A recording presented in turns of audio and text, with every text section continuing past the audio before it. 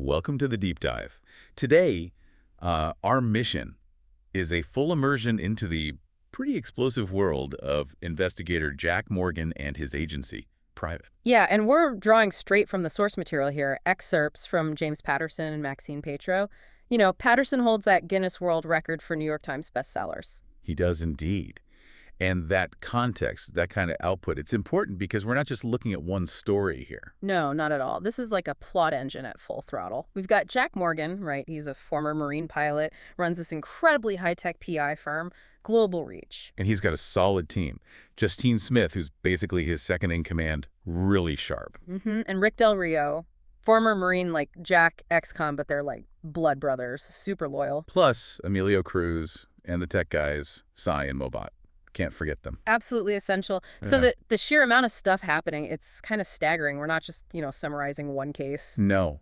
We're trying to figure out how Jack juggles like 3 massive intersecting crises all at once. Exactly. There's this really terrifying serial killer case going on. Right. Then there's a huge NFL gambling scandal that could bring down the whole league. And on top of all that, a murder hits really close to home for Jack. Devastatingly close. So to get the agency, you first got to get Jack. And we kind of have to unpack his own personal stuff first because, before he solves anything else. He has to solve himself. Yeah. Let's get into that. Well, Jack's carrying some serious trauma. It's very specific. Comes from his time in Afghanistan, flying CH-46s. Those nightmares. He keeps reliving this crash. The crash where his heart actually stopped, medically. He remembers running across this rocky ground. He knows he saved a guy named Danny Young. But he's tormented, thinking he left another Marine, Jeff Albert, to burn in the wreckage. Yeah, it's this feeling of failure. Like, he lived past his own death, but maybe didn't do enough. It poisons things for him. It's interesting how the source material brings in his inner circle to sort of help him process that. It's Rick Del Rio, his blood brother, who finally gives him some clarity. What does he say? Rick confirms, look, Danny Young's blood was splashing on your boots when you carried him out. He was alive. You saved him. Wow. So that one detail. Yeah. That he didn't just pull out a dead body. Exactly. That he succeeded in that impossible moment. It gives Jack, maybe just for a second, a bit of peace, a little bit of healing from that PTSD. Just a little bit, though, because while that's happening internally, the outside attacks are relentless, like that creepy electronic voice calling him. Oh, yeah. For 3 years. Just calling and saying, you're dead. And then, boom, they find out who it is. And the reveal is just brutal. It's Jack's own brother, Tommy Morgan Jr. Such a twist. And you find out both Jack and Tommy got, what, $15 million each from their dad? Who sounds like he was pretty manipulative himself. Right, but Tommy's just blown through his inheritance. Yeah. And Jack finally connects the dots, why his brother hates him, why the harassment. Tommy's in deep. Really deep, like $600,000 in gambling debt. To the mob. To the mob, wait. Yeah, and the bookie apparently made it clear, pay up or face a fatal outcome. So Jack, the guy running this elite ethical agency, he has to use his mob contact, Carmine Nocia, the very kind of person he's usually up against. To bail out his brother, the brother who's been tormenting him. Yeah. What does that say about Jack? His priorities? I think it's his family obligation, maybe guilt, trumps everything else for him, even his professional code. He's using criminal ties to save the life of someone who seemingly despises him. Professionally brilliant, but personally kind of compromised when it comes to family. Definitely. And that inability to handle his emotional life, it totally spills over into his relationship with Colleen Malloy, his assistant. Yeah, that whole thing just implodes. And not because of some case, but just because he's emotionally unavailable. Can't commit. It's pretty harsh in the book. He forgets her birthday. Apparently, it just gives her, sex on the couch instead of a gift. Ouch. That's cold. And that's her breaking point. It really shows the cost of being close to Jack Morgan sometimes. Then there's that frantic call. Implies she had a total breakdown. Maybe even tried to. Yeah. Ends up hospitalized. She tells someone she just hurt so much. It really underlines that Jack's biggest blind spots aren't in his cases, necessarily. They're with the people right next to him. And right after that personal disaster, he needs total focus for this horrific schoolgirl murder case. This is where Justine Smith really shines, right? Oh, absolutely. This case is just pure nightmare fuel. 13 victims over 2 years, and the killings are getting faster. What was baffling the cops was the methods, wasn't it? Shooting, strangling, fire. all over the place.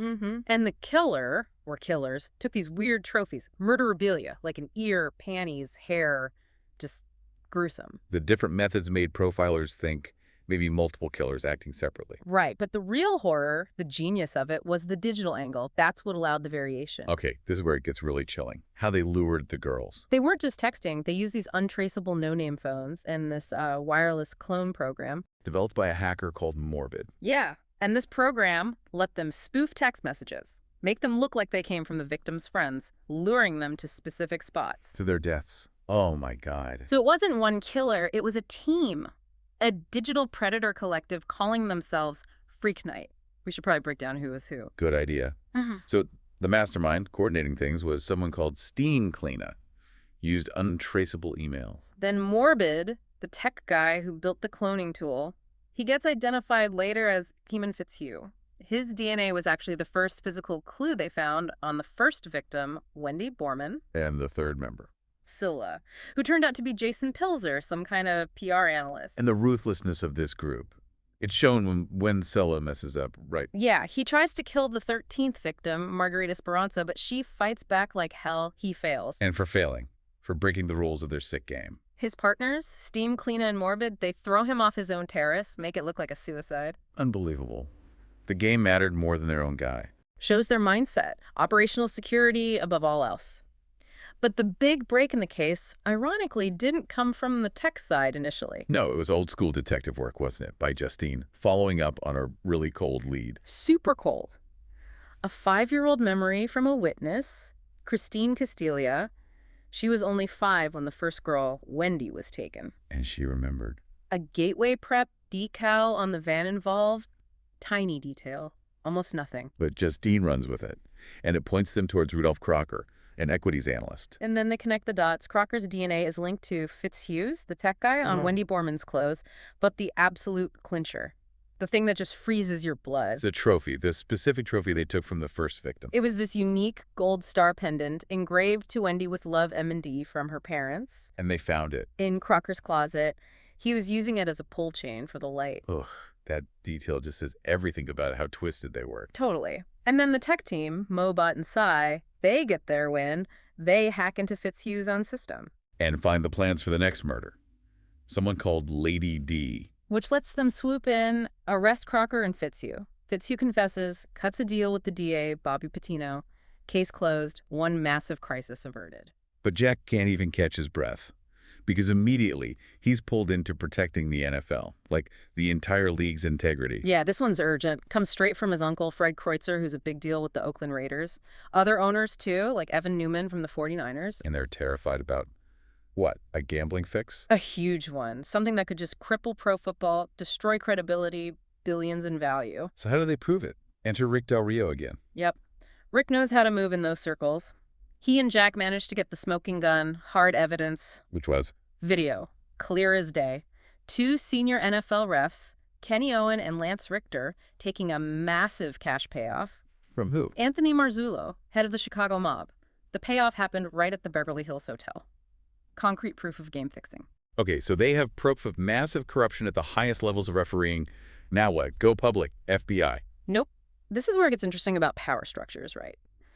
Protecting the shield, the NFL brand, is paramount. More important than criminal charges. Seems like it.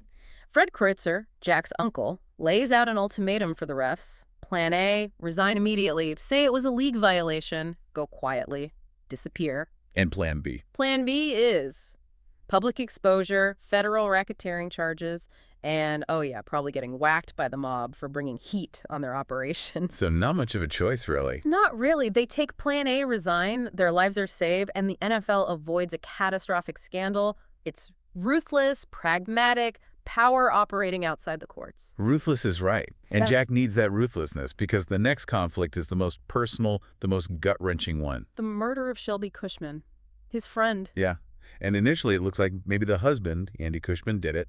Hedge fund guy, losing money, seemed devastated. Jack's comforting him. Andy's playing the victim, the prime suspect, who needs Jack's help and friendship.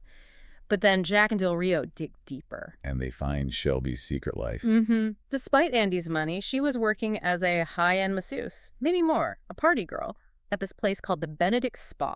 And the spa is owned by, let me guess. Carmine Nocia, the mob boss. See how these worlds keep colliding? It's incredible. So Jack already has this complicated relationship with Nocia because of his brother's debt. Exactly. He leverages that connection, goes to Vegas, confronts Nocia, basically demands to know who ordered the hit on Shelby. And Nocia tells him. He writes a name on a chalkboard, lets Jack see it, then wipes it clean. The secret's kept, but Jack has the truth. And the name was Andy Cushman. Andy Cushman, his lifelong friend, the guy crying on his shoulder, ordered his own wife's murder. That kind of betrayal. Realizing the person you trusted most is capable of that. It has to change Jack fundamentally, right? He confronts Andy at the Chateau Marmont. Andy, or does he confess? Show remorse. He breaks down for a second, apparently, but then turns hostile, starts defending it, calling Shelby a whore and a liar. Just ugly. So official justice might be slow or complicated, but this is Jack's world. And Del Rio feels it too, because Jack loved Shelby, cared about her deeply. So Del Rio takes matters into his own hands. He becomes Jack's shadow justice, finds the actual hitman, this guy Beau Monty Montgomery, tracks him down, executes him, single shot. Del Rio's comment afterwards is chilling. He says, Shelby didn't see it coming either. Wow. Implying that in their world, sometimes private vengeance is the only real closure you can get. It really seems that way sometimes in private. So let's try and pull this all together, this whole chaotic deep dive. Okay. We've seen the corruption of power, NFL owners burying a scandal. We've seen the twisted psychology of these tech-savvy serial killers, the Freak Night crew. And we've seen the ultimate personal betrayal, your best friend ordering his wife's murder. The toll on Jack Morgan himself is just immense. He loses Colleen through his own emotional failures. He finds out his brother secretly hates him, tied up in their father's toxic legacy. But there is maybe a little bit of light. The source material hints he and Justine reconnect, maybe building something stronger out of all this darkness. It does leave you thinking, though. Here's Jack Morgan.